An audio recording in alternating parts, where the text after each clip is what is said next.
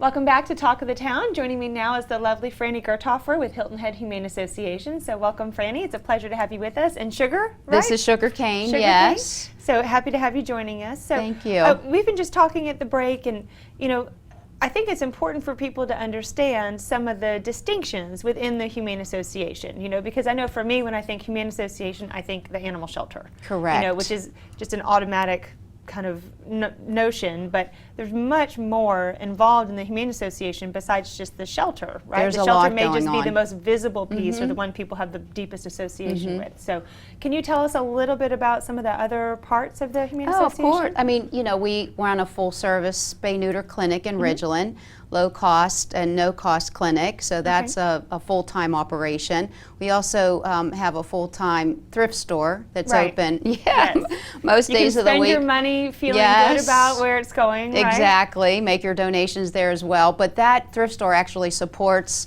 the animal shelter and the clinic, so it's a very important, it's a very important piece of our puzzle. But there's also programs within our organization that I don't think people are aware of. We run a free spay and neuter for feral cats. Oh, wow. So okay. It's free to the community, and that's a very active program. Now for that, just for an example, because I know that where my mom lives, there was a cat and she was feeding it and taking care of it, but how would you go about, do you have to catch the cat to get it to the clinic? Yes, okay. And the biggest thing is if you start feeding a stray feral, to call us right away so that we can at least get you on the docket for spay and neuter, so that, months down the road you're not feeding a feral and 6 of her babies. Right. So it's better to call us immediately when you start later. feeding so that we can assist you. And then it's 1 instead of 7, and that's obviously why the program was developed. Sure. Well, and now, obviously one of the things that the grease that makes this whole organization function are volunteers, right? So yes. Do you have some volunteer opportunities available right now? There's so many, and it's all the time, but one of our new programs, and I brought a shirt for you to show everyone, but what we've done is that we've actually encouraged families to come together and do what we refer to as structure volunteering. So they're actually on our work schedule where they come in the early morning shifts and help us ready the shelter for the day, but they work as a family. So right now we have, a mother and father and 2 teenage kids that really help us with one building that has to be disinfected every day. Right. And it's really helping our staff, and it's really opening up an opportunity to give a little bit more back as opposed to just coming to the shelter and visiting with the animals. Sure. So these volunteers are really excited about really making a difference.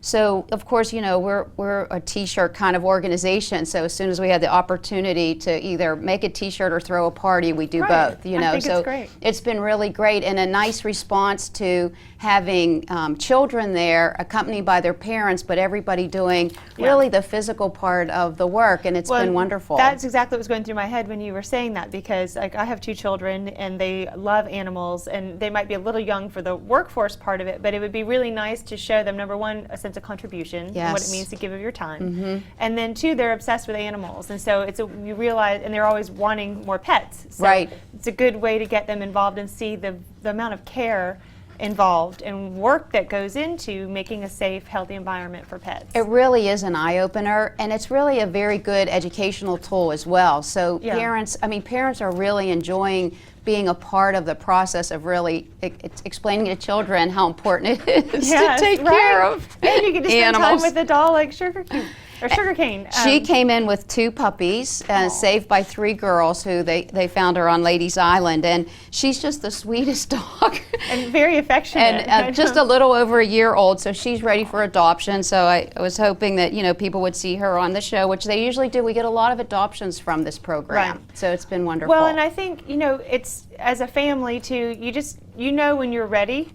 You know when the opportunity, like our dog passed away a few years ago, and it's like it takes a while to get to the point where you're really ready again for another animal. And so when the moment comes, it just takes that one picture, that one face, that one visit, and then you have another member of your family. And then sometimes the volunteer opportunity helps with that decision making as well. Absolutely, you get a good feel for every kind of animal that's there and which ones really connect with them. Before we wrap up, short-term cat adoptions, right? We have an opportunity for that as well? Yes, we have reconstruction going on in our cat house for this month of July. So Okay. we've had about 17 short-term adoptions right now out of the 55 cats that we Okay. have.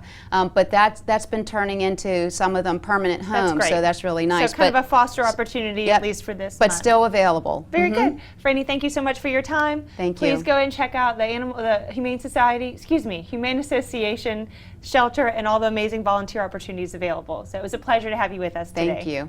And stay with us. There'll be more Talk of the Town when we come back right after this break.